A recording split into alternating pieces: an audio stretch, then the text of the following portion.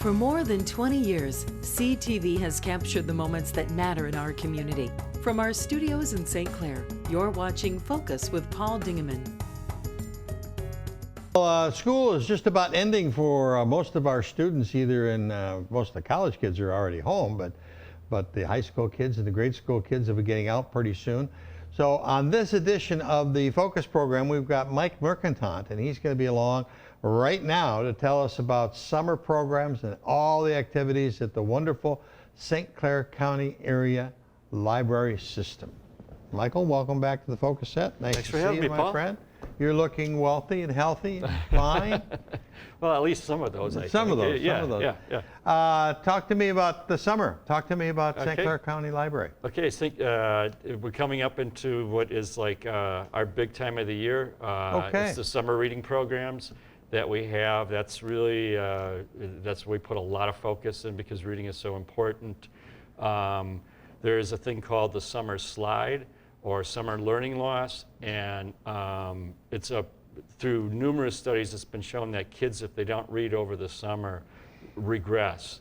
Sometimes up as much as 2 months, 2.5 months maybe for math.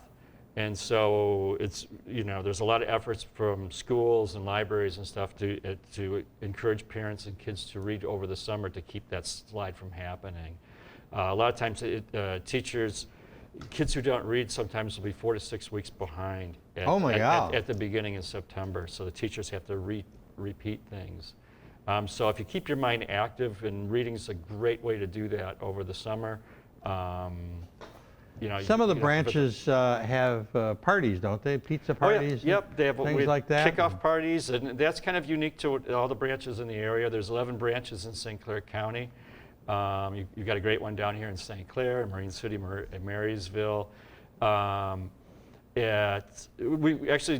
program this year is really exciting because the summer reading program for kids is real simple. It's just read your age in hours with a minimum of 4 hours. Oh. So if you're 6 years old, you read 6 hours, you finish it, and you can qualify for a prize. And we've got really cool prizes at the different branches. And this year is the first time we've done a grand prize, and we've partnered with Sperry's Movie House. So every kid that completes the read their age and hours automatically gets entered into this grand prize drawing. And the grand prize drawing is you get a private movie showing in a theater. So up to 26 people you can bring. That's cool. So isn't that cool? So yeah. We'll draw that winner in late August, and then you have to the end of the year to arrange it with Sperry's to do that's that. wonderful. And you get a free pop and popcorn with it too. Oh boy, that's a good incentive. Yeah, it's so easy to get away from it as soon as the lights go off in the school and you're out in the backyard or down in the park.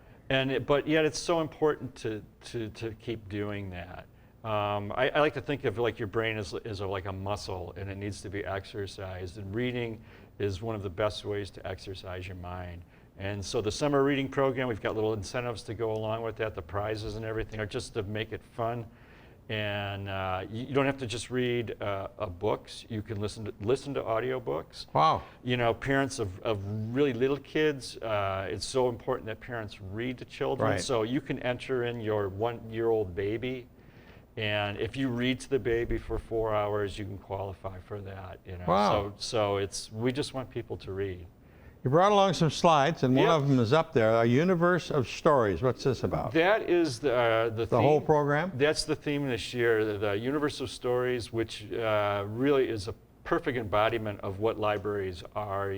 We have all different kinds of stories about everything. And space is the main theme this year, from that. Oh, okay. And that's kind of to honor the 50-year anniversary of the moon landing in July. Okay. So we're going to be doing I believe a live feed from NASA up at the Port Huron branch. Wow. And one of the prizes for the kids, actually the prize for all the kids who complete their summer reading, is space food from NASA. So you get some freeze-dried, we actually tried one the other day. It was like a freeze-dried ice cream bar. Oh, it didn't taste very good. It was different. It didn't taste that bad, actually. June 17th, so it's around the corner. Do I have to register or anything? Yeah, you just, you can go into, and that's not a firm date. That's the first day it starts. but you can register throughout the summer. So if you go on vacation and that week or something, you can sign up in July even, and it's for all ages. It's there's the children's program is from 12 and under, and then there's the teen program from 12 to 18, and then there's an adult program too, and there's prizes in all those. So it's just really just get The adult one, you get a brand new Mercedes. I might have to run that by the director. Oh, okay. This one Get here. people to read them. Right. And this is another way, another incentive. We started that last year to tremendous success. We call it Read Down Your Fines. And we want every kid in St. Clair County under the age of 18 to use the library. And we realize that sometimes over the years, things happen. You can't get books back on time, or families split up. There's just a lot of circumstances that really are beyond the kids' control.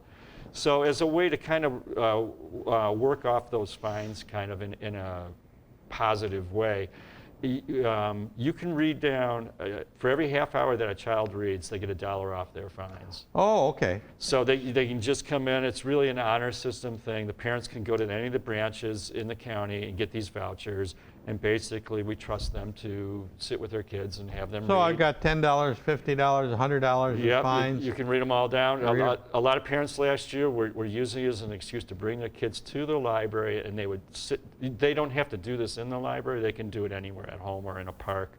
But there were parents that actually did this, and they came in the library and they sat with their kids and made them read, and to work off their fines. And then and also the cool thing about that is the reading you do to read down your fines also qualifies you for the summer reading program, so you can kind of double dip.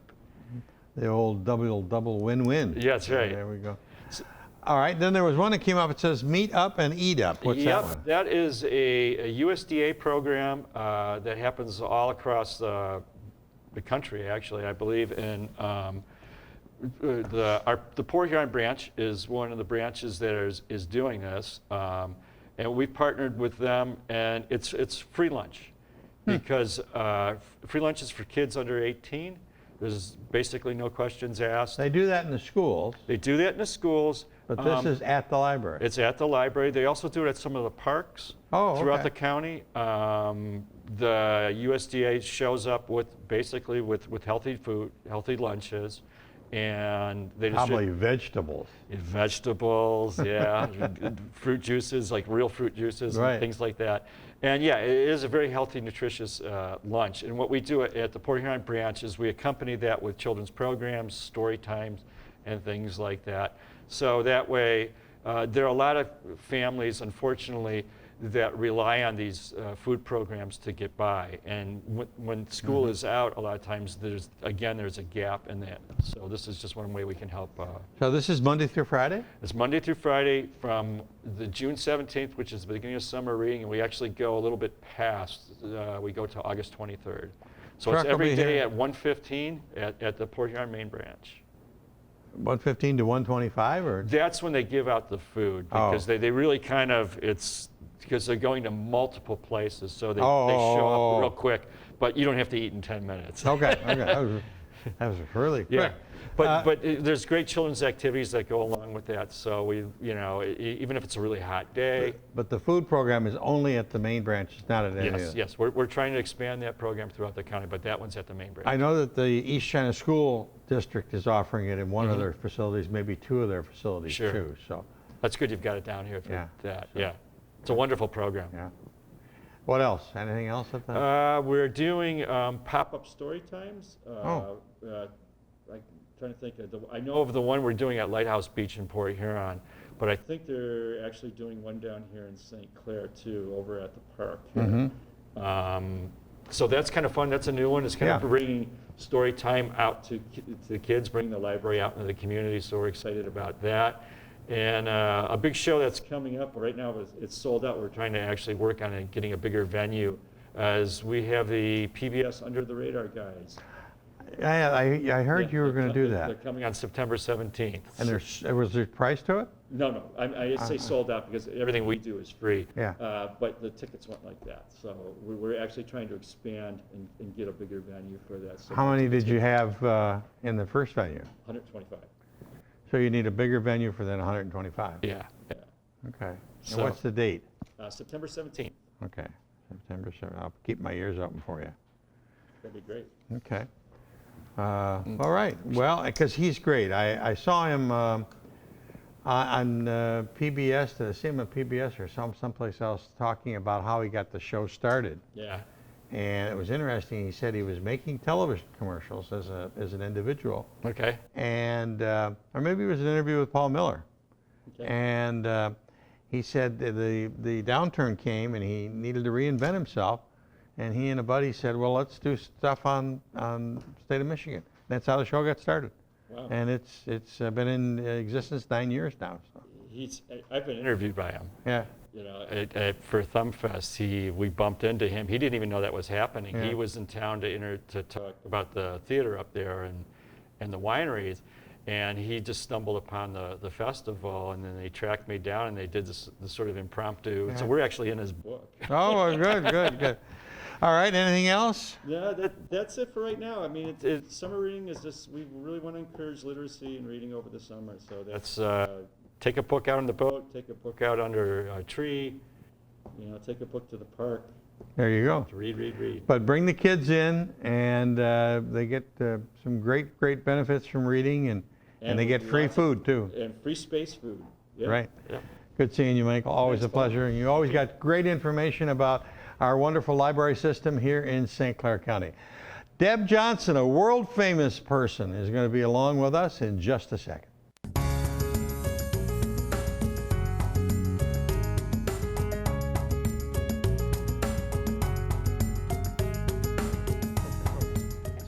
Hey, we're back. We're back with Deb Johnson, St. Clair County Community Mental Health Executive Director.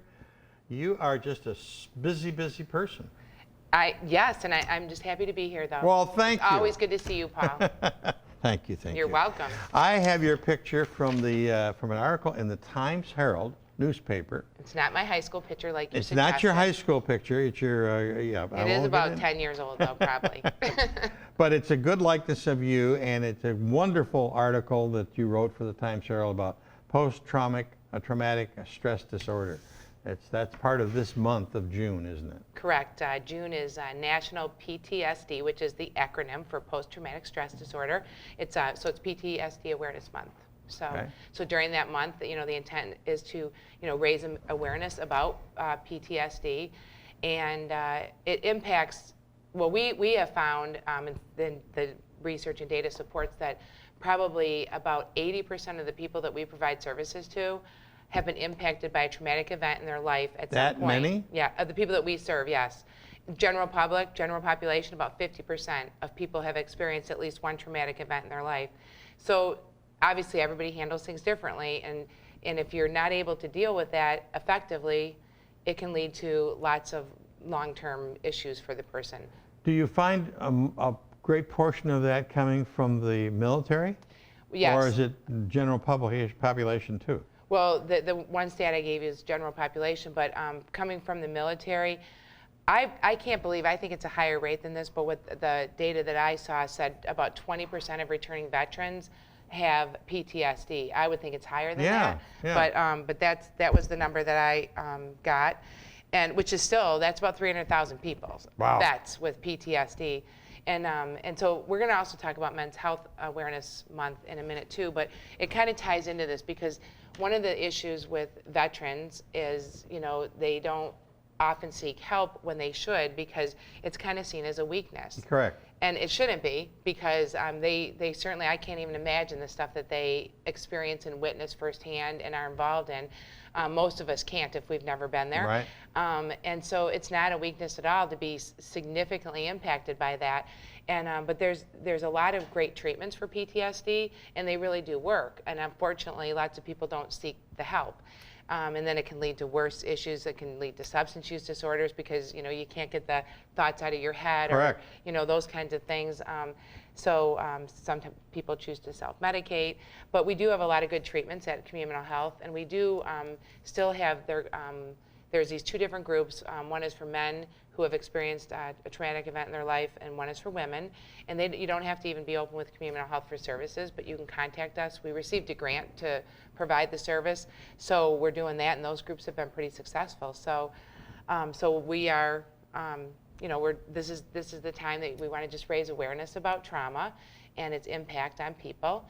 The other thing that we've done at Community Mental Health is we've trained our entire workforce on trauma-informed care. And I think last year I brought Hillary Richards here with me, and she's our big trauma trainer, and she does a great job with that. So our staff are more equipped to identify trauma, get people to talk about that, and then so that they can address that appropriately. You also told me that June is the month for men. Right, and so to celebrate men. To celebrate men's health awareness. Because I think being a man, you probably can identify with this fact that many men are very hesitant to go to the doctors for anything. Right. And so, but there's so many physical conditions that if caught early can save your life, and one of them is prostate cancer. And that 1 in 7 men are going to be impacted and get prostate cancer. 1 in 7, so that's a high statistic. But if that's caught really early, that's kind of like breast cancer. If it's caught early, you can live your life. You can have a great recovery. The prognosis is usually pretty good. And so early detection saves lives. You know, I've been saying that for a number of years now. Yes, you have. And because it's true. You took the whole road. I took the whole road, but you know, I'm doing good. And you said my hair looked good earlier, and I'm so happy to have it. And but anyway, so early detection saves lives, and so we have an event at CMH on June 26th at noon. 26th? June 26th. Okay. Yep. And it's going to be at noon. A free lunch will be provided for men, any men that would like to come. And the topic will be talking about men's health issues and like prevention. And there will be a speaker that will be somebody whose life has been saved by early detection, and he'll talk about that. And they will be talking about the importance of good nutrition, exercise, etc., going to the doctors, you know, well checks, things like that. And so hopefully some men will come. It's free. All you have to do is call CMH and sign up for that. What's that number? 985-8900 is our main number, so you can call there. There's no charge to that, and it's and you get a free lunch. It would be a what day of the week? I don't know. Monday is the 24th. You said the 24th and 26th? It's the 26th. I think it's a Sunday. No, it isn't. Can't be a Sunday? No. Okay. No. Well, we'll figure it out. We'll figure it out. It's June 26th, though. For some reason, I thought Wednesday, but I don't want to say. Okay. So there's that going on. Yeah, it is. I was wrong. And the color to wear for Men's Health Awareness is blue. Blue. So we're doing wear blue to work day, a picture. I think that's coming up shortly. And so we'll be doing that. We continue to put stuff on our Facebook site about whatever issues are going on each month, just to try to educate and raise awareness about all these things. Okay. Let's see. We passed National Cancer Survivor Day. That was June 2nd. But you know that was going on. And then I just want to talk about a couple other things that are going on. I'm involved in the Dementia Alzheimer Resource Committee of St. Clair County, and there is a training on June 19th at 1 o'clock, and it is on long-term care options and legal planning for family caregivers of people with Alzheimer's or dementia. So this is not necessarily for the patient. This is for the caregiver. Correct. And that is such a burden, not a burden, that's the wrong word. It's such a responsibility and such a demanding kind of a thing. Yes, it is very demanding. It can be very wearing on a caregiver. That's probably one of the hardest situations to care for somebody with dementia or Alzheimer's. So there's long-term care options and legal planning is the topic. And you would call 990-9558 to register. Okay. Or 990 9558. 9558. Okay. Or email contact@darcscc.org. It's contact. Contact. Contact. Contact. Yeah. At DARC. And D as in David? Yep. Like the Dementia Alzheimer Resource Committee. Okay. SCC after that, though. darkscc.org. .org. Yeah. Okay. So that's going on. And then also, I just wanted to mention that this Saturday, we have Team CMH that will be volunteering and supporting Blue Water Habitat for Humanity at Rock the Block event. And they're building a number of houses on Chestnut Street. I should know because I'm volunteering. I'm looking forward to it because it's actually my first time volunteering at like a build. But they're at different phases, and the homes that are there. I think there's 3 homes being built, and so a number of people have been. Anybody is welcome to come volunteer. You sign a waiver though when you get there. But it's called Rock the Block, so that's going to be exciting. Also at that event, Liz from the Y will be there announcing what team won the Open Arms campaign. We did the spin competition, and I had a team in it. We were the Spin Sharks, and actually Dan Lockwood was on my team. You know him. Yeah, yeah. And Jeff Wine and Lori Vinkier, Yeah. local gal. Yeah. Great gal. Yep, and Jeff Matz, and we raised a couple $1,000s. We spun a lot of miles, although Dan Lockwood beat us all. He's a professional at that. He's a spinner, Yeah. He spins all the time. Right. But it was really fun. We did it at 6:30 in the morning on a Wednesday morning. So I think we had a lot of spirit. I was still sleeping. Yeah, you probably were. But so that's going on, and then I don't know if I mentioned it on your show, but we started a group. It's LGBTQ+ group for teens age. No, I don't think you did. Age 14 to 20. And you don't have to be open with community mental health to attend this group. It's a support group for individuals 14 to 20. And it's every Wednesday at the Center of Port Huron, which is 723 Court Street, from 5 to 6:30. You can just show up. Just show up. No registration, no nothing. No, they'll sign a little no something when they obligation, get there. no pay. No, You no don't have to pay. It's free, and it's a support group. And That's a good idea. there's currently, I think, last I heard, 17 kids. I don't know, more could have come this past Wednesday, but Well, it's it's such a difficult time in their lives at that age that yes. you just need some support, and if you can get it from peers, that's very positive.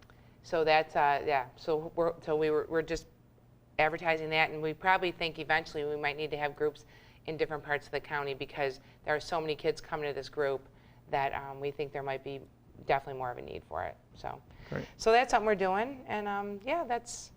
Well, the big one is that it's Men's Health Month, and I totally agree with you that men tend to shy away from going to doctors, and So- they should. They should go to the doctors, Right. yes, not shy away from it. But Right. but it's not just physical health care that men shy away from. Of course, it's mental health care as well. And a statistic I forgot to share is that about 30% of men experience depression, and out of that number, only about 1 in 4 will talk about it. So that's another thing. Depression is treatable, and it's a real thing. It's not a weakness. It's not a sign of weakness. So that's another just statistic out there. So it just really is important that that men seek the preventative care, early intervention, mental health care, whatever it might be. I have the opportunity to go to the VA clinic every once in a while. There's one up in Yale. It's very good, and the one down in Detroit. And that's one of the first questions they ask you. Have you thought of suicide? Have you got any? I mean, the whole attitude has changed over the years in the VA. That now they're asking men. Yeah. Are you depressed?